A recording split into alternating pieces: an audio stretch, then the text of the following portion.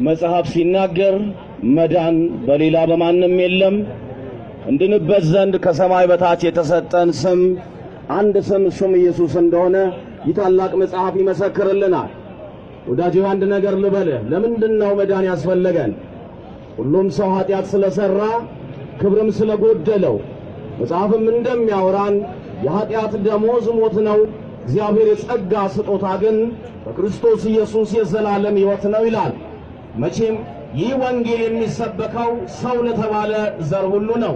ነጭ ይሁን ጥቁር ይሁን አበሻ ይሁን አፍሪካዊ አውሮፓዊ አሜሪካዊ ብቻ ማንም የሰው ዘር ከመሬት በታች የተገኘ ሁሉ ከሰማይ የመጣው ኢየሱስ ሊያድነው አባባት የደነገገው እውነት ነው።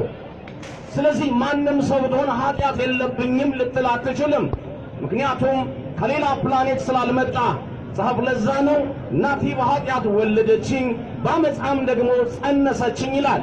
እንግዲያው ኃጢአትን ራስ ሰርተ ነፃ ልትወጣበት እንደማትችል ስለታወቀ እግዚአብሔር አባት ኃጢአት የማያውቀውን አንድ ልጁን ክርስቶስ ኢየሱስን እንደሰጠን ታላቅ መጽሐፍ ይናገራል። ወዳጄ ወንጌል ሲሰበክ እንደ ተረት አታስበው። አንተ የዛሬ ነህ፣ ነገ ያበቃል፣ ነገ ወደ አፈር ይመልሱሃል።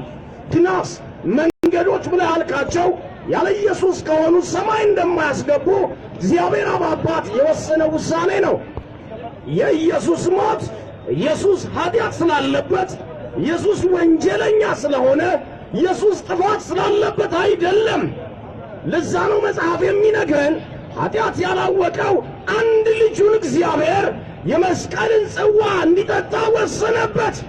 ዛሬ የምትሰማው ወንጌል ለመዳን ይሁንልህ።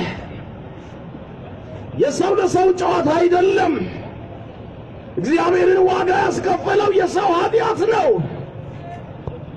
የኃጢአቱ ደሞዝ ደግሞ ሞት ሆኗል። ኢየሱስ ግን በሞቱ ሞትን ሊሽርልህ ዛሬ በቅዱስ ወንጌል የልብህን በር ያንኳኳል። ወዴት እየሄድክ ነው? 46 መንገድ የለም፣ ወይም የሚያድኑን ሌላ ማንነቶች የሉም። ከኢየሱስ ውጪ ኤኒባዲ ከኃጢአት በታች የተዘጋ ነህ።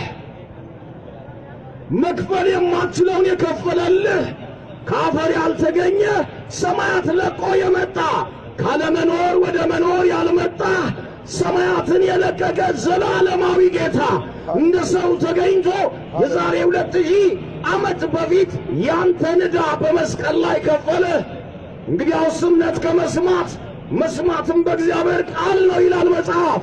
ሰው በልቡ አምኖ ይጸድቃል፣ በአፉ መስክሮ ይድናል።